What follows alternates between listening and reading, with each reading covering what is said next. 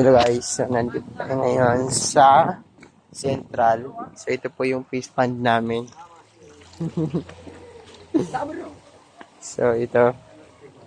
So makikita niyo yung fish pond namin. So tilapia yung May mga tilapia guys. mga tilapia yung laman nitong fish pond namin. So meron kaming isa, dalawa, tatlo, apat, lima, anim. So hindi ko alam, kayo nang bahala magbilang guys kung ilang piraso yung fish pond namin. So ito.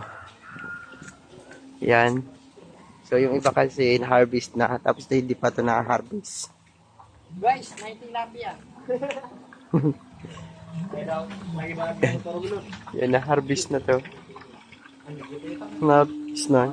Yo, dalawa lang hindi na-harvest. Opo. So yan po yung palayan namin guys.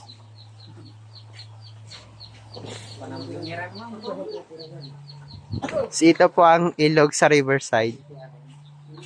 Ito yung ilog na yon. Akas, wait doon. Yung kuha kasi siya.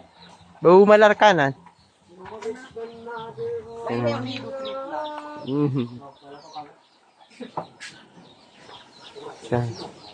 So yan guys.